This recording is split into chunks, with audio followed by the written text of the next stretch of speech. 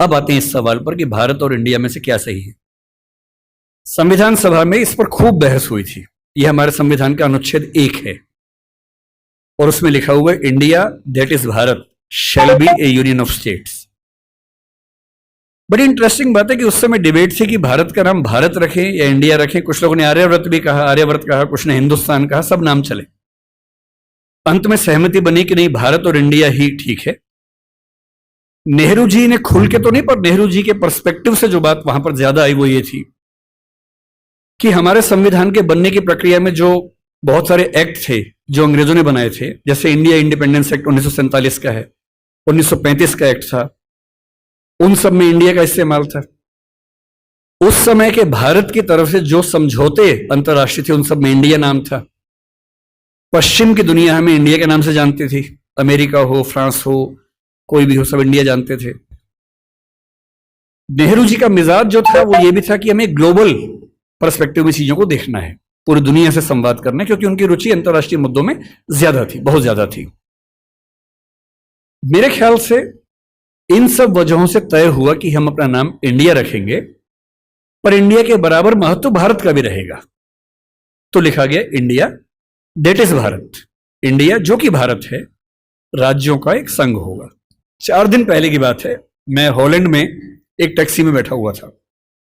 Interesting बात सोच के देखिए, टैक्सी का ड्राइवर मोरक्को का रहने वाला था। उसको जैसे ही पता लगा मैं भारत से हूं, उसने मुझसे यही सवाल पूछा।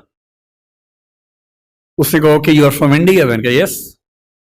We are listing to a debate India और Bharat, what do you think? मैं बड़ा चकित कि ये मोरक्को का आदमी हॉलैंड में रहता है, इसके मन में ये सवाल आ रहा है।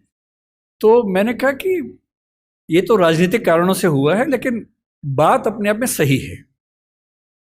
मैंने कहा जैसे बॉम्बे मुंबई हुआ, मुझे खुशी हुई, क्योंकि मुंबई की आबादी के लिए मुंबई में जो मजा है वो बॉम्बे में नहीं है। बॉम्बे तो अंग्रेजों ने नाम दिया था। कोलकाता को कैलकाटा अंग्रेजों ने किया, तो बंगाल के लोगों ने कोलकाता कर दिया उसको।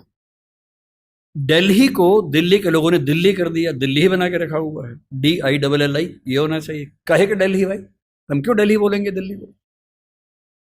ये सारे तर्क अगर सही हैं, अगर बर्मा का नाम म्यांमार होना सही है क्योंकि उनकी जनता की आवाज तो म्यांमार में है, बर्मा में नहीं है। श्रीलंका और सीलोन की डिबेट में वो अपने आप को सीलोन ना मानना चाहे, श्रीलंका मानना चाहें, क्योंकि उनकी भाषा श्रीलंका बोलती है। तो मेरे मन में सवाल बड़ा साफ आता है कि भारत इंडिया क्यों होना चाहिए। मैं फिर स्पष्ट कर दूं, मैं सरकार के पक्ष में नहीं बोल रहा हूं, मुझे उनसे रत्ती भर मतलब नहीं, मैं एक विचार की बात कर रहा हूं। और मैं जब संविधान पढ़ाया करता था, अनुच्छेद 1 पढ़ाते हुए मैं हमेशा बोलता था कि मुझे चुभन होती है ये पढ़ते हुए कि इंडिया दैट इज भारत। दोनों ही लिखने थे तो भारत दैट इज इंडिया कर देते। अगर दोनों ही लिखने थे, ठीक है, दोनों रखें, क्या दिक्कत है। इंटरेस्टिंग बात इसके बाद है, मोरक्को के उस ड्राइवर ने उसके बाद पता है क्या कहा, हिंदी में अगर बताऊं, बोले अच्छा अच्छा ये मामला है, अब समझ में आया। फिर बोले कि बड़ी इंटरेस्टिंग बात है, हमारा नाम मोरक्को पड़ गया फ्रेंच लोगों की वजह से। मोरक्को के लोग मोरक्को को मगरिब बोलते हैं। और जब मैं सऊदी अरबिया गया, सऊदी अरब के लोगों ने मुझसे पूछा कहां से आए हो, मैंने कहा मोरक्को। उन्होंने इस भाव से देखा कि मैं पागल हूं, बोले नहीं, मगरिब से आए हो। अगर मगरिब की आबादी खुद को मगरिब कह के खुश है, तो उसे फ्रेंच लोगों की वजह से मोरक्को क्यों कहा जाए?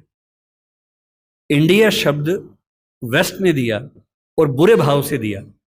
उनकी नजर में इंडियन होने का मतलब है बहुत पिछड़ा हुआ होना, रेड इंडियंस, वेस्ट इंडियंस। तो आज ये क्यों हुआ? मैं समझता हूं कि राजनीतिक निहितार्थ है और उस राजनीति में मेरी रुचि जरा सी भी नहीं है, लेकिन ये आज हो या कभी भी हो, मैं इस पक्ष में हूं कि देश का नाम देश की भाषा में होना चाहिए और देश की भाषा भारत के पक्ष में है। आप इंडिया भी रख लीजिए, इंडिया दैट इज भारत के बदले भारत दैट इज इंडिया मेरी पहली पसंद होगी। मुझे इंडिया से दिक्कत नहीं है, पर भारत मेरी पहली मोहब्बत है।